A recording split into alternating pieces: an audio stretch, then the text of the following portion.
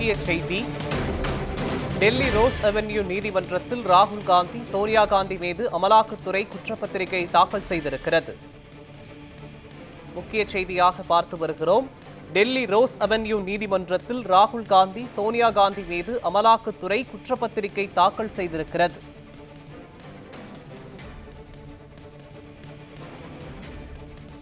Delhi rose avenue நீதிமன்றத்தில் ராகுல் காந்தி, சோனியா காந்தி மீது அமலாக்கத்துறை குற்றப்பத்திரிகையினை தாக்கல் செய்திருக்கிறது.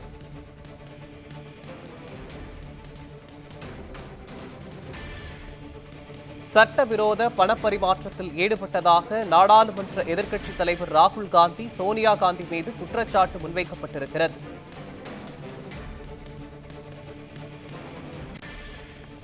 முக்கிய செய்தியாக பார்த்து வருகிறோம். வழக்கு விசாரணை ஏப்ரல் 25ஆம் தேதிக்கு ஒத்திவைத்திருக்கிறது நீதிமன்றம்.